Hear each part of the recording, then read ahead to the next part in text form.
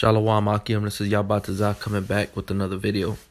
I want to give all praises and glory and honor to Yahweh Bashem Yahushai. Double honor to the elders of Great Millstone. Much love and respect to you brothers out there doing the work in sincerity and truth. Yahweh Bashem Yahushai, Waharakah Kwadash, Barakatham Akim.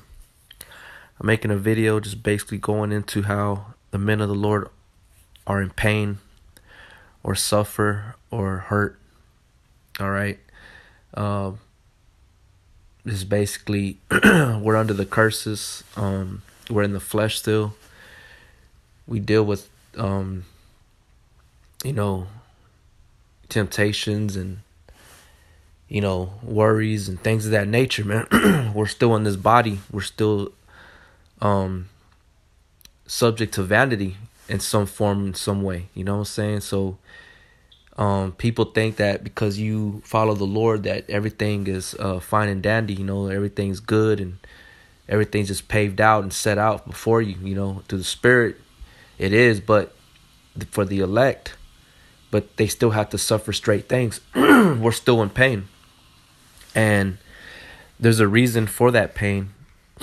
And it's to refine you and to purge out unnecessary impurities that are contrary to Yahweh Bashem Yahushai and being in the kingdom, man. So the point is that we're still in pain, you know what I'm saying? Because there's people out there that may be like, oh, well, you're a man of the Lord, what are you complaining about? Why are you hurting for? That don't mean nothing, man, because Yahushai, when he was on the earth, he was in pain, man. He was grieved, he was intolerant of the people, his people not having faith and not having understanding the things that he was relaying to them. And ultimately, when he was delivered into the hands of his own people to be crucified by the Romans, man, said that he was heavily distressed, or to the point where he was sweating. Blood was coming out, man. So I want to just get into scriptures, primarily sticking with right here in 2nd Esdras 7, and I'm going to read down. All right, it says in verse 1, and when I had made an end of speaking these words, there was sent unto me the angel which had been sent unto me the nights before. And he said unto me, Up, Esdras, and hear the words that I am come to tell thee. And I said, Speak on, my God. Then said he unto me, The sea is set in a wide place, that it might be deep and great. But put the case, the entrance or narrow, and like a river. Who then could go into the sea to look upon it and to rule it?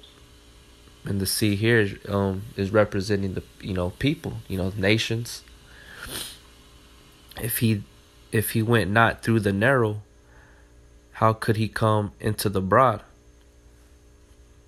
If he went not through the narrow, how could he come into the broad? And it's going to show us what that narrow represents and what that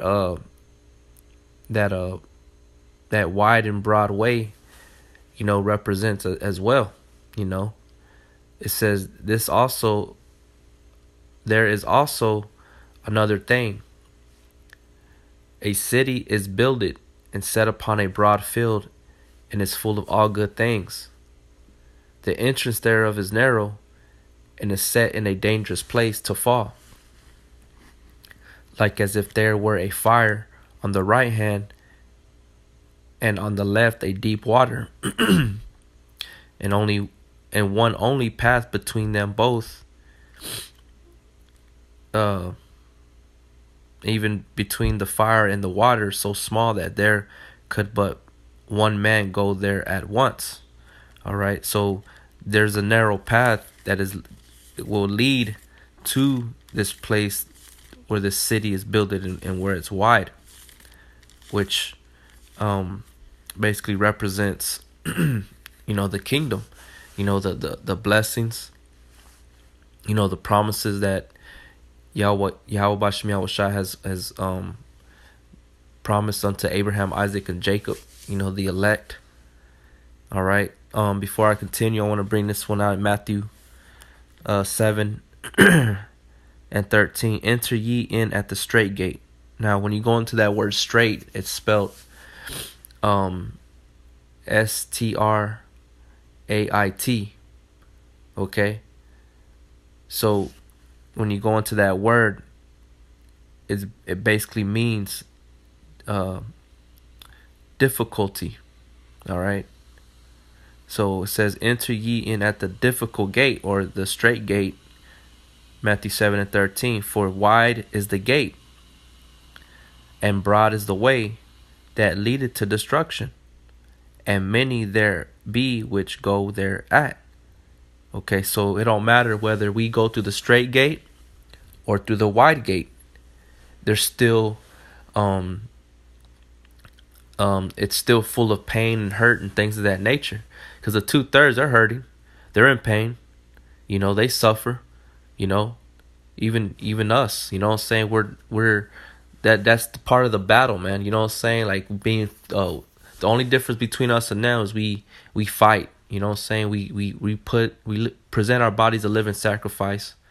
We have taken this vow to go into not even just on camera, but wherever the Lord, the Spirit, Yahweh Shemiah Shai, is ready for this wisdom and knowledge and understanding to come out, whether it be at your job, or you can just run into somebody on the street and just automatically it's going to just go into it, what I'm saying, or how the Lord sets everything up. So it don't matter. So that's the difference between us and the 2/3, but we're still in pain. We're still under the curses. But the broad and the wide gate and the broad way that leadeth to destruction, that's what they're going through. They're not following after the true power of Yahweh Shem Yahweh Shai. Verse 14, because straight is the gate, and narrow is the way which leadeth unto life, and few there be that find it. So that's what we're looking for. We want life, man. We want to know what life is. All right. So I'm gonna continue to read here in verse 5. Who then could go into the sea to look upon it and to rule it, if he went not through the narrow? How could he come into the broad? You see. So it says, there is also another thing. A city is built and set upon a broad field, and is full of all good things. The entrance thereof is narrow, and is set in a dangerous place to fall, like as if there were a fire on the right hand, and on the left a deep water, which represents, that fire in the deep water, meaning you'll die, if you fall off that narrow path. So it's better to go through the that narrow path, through that temporary pain, than to perish, not forever, because we know that we die, we're going back into the heavens, but to die in that pain, man, to drown, for the lack of oxygen, and to have your lungs filled with water, and just perish in that manner, man, is an awful thing. And to be burned with fire is another, level of pain and a fear. So it says,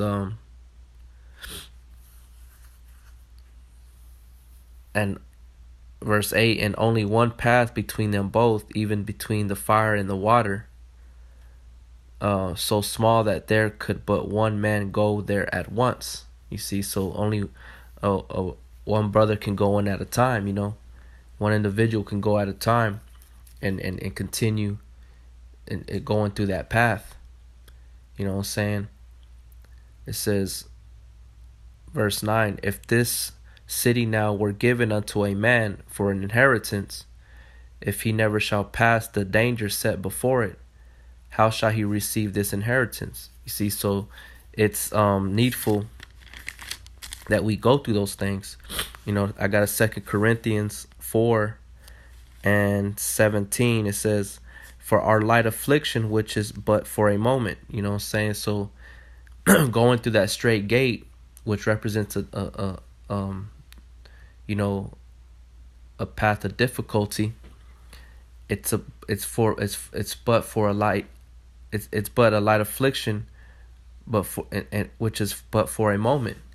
You know what I'm saying, versus falling off to the right or to the left, or going through that broad gate, because they're gonna suffer, like the scriptures say in 2nd Ezra 9, they shall know a death by pain. So Yahweh Shem Yahweh Shai is gonna let them know the truth by pain, man. And we don't know how long that pain is gonna last, but we know it's gonna be, because we know Yahweh Shem Yahweh Shai control time, and they can keep the spirit in the body for as long as they want to keep it to suffer. So that's a far greater thing, to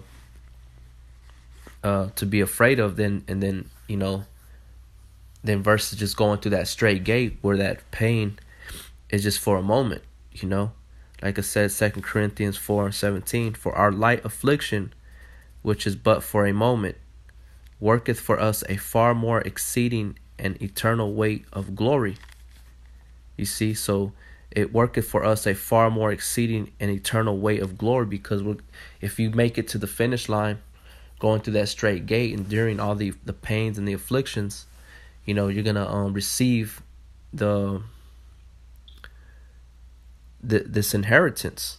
You will receive that, like I said up here, a city is builded and set upon a broad field and full of good things. So you're gonna receive those blessings, man. But we're still in pain. That's never gonna change until Yahweh Shem Yahweh Shai commands us to go up into the chariot. That's when we know that everything is done for sure, that we're in complete safety. But right now we still have to go through certain things. Let me go ahead and bring out another one here.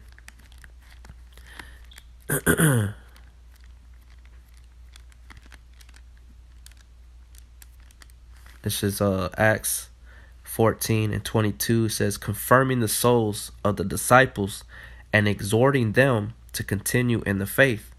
Right? And that's what we do. We exhort, we make the videos letting brothers know, hey, continue in the faith, continue fighting for Yahweh Shem Yahweh Shai, continue making videos, continue to go onto the highways and the byways, continue in prayer, continue in fastings and things of that nature, But we also say, and that we must through much tribulation enter into the kingdom of Yahweh.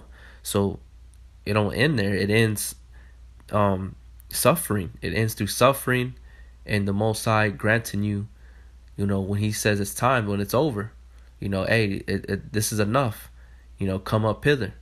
What I'm saying? That's what we're looking for. But in the meantime, it says that we must, through much tribulation, enter into the kingdom of Yahweh. So we're gonna have to suffer in order to, like I said in verse 9, if this city now were given unto a man for inheritance, if he never shall pass the danger set before it, how shall he receive this inheritance? You see? So we have to go through these things to be found worthy, man, to really appreciate the gift, that promise that's going to be fulfilled to those that are the elect, but we're still in pain. We're still hurting. Scripture says, Ecclesiastes 7:7, surely oppression maketh the wise man mad. It hurts knowing that you have nothing here in this life is of for sure. It can be taken away in an instant. We don't have nothing, man. Even our own life is the scriptures say, is like a vapor, man. You can just be gone the next day. Ecclesiastes talks about all vanities of all vanities, man. It's vanity out here, man. It's full of vain things. And the only thing that we have that holds any weight is this truth, man. The wisdom, knowledge, and understanding, Yahweh Shai. All right. So going back to 2 Corinthians 4:18, while we look not at the things which are seen, but at the things which are not seen, for the things which are seen are temporal, but the things which are not seen are eternal. And that's what we're looking for, man. We're looking for the things, a city that is built upon Yahweh Shem Yahweh Shai, that is of righteousness. All right. So it says,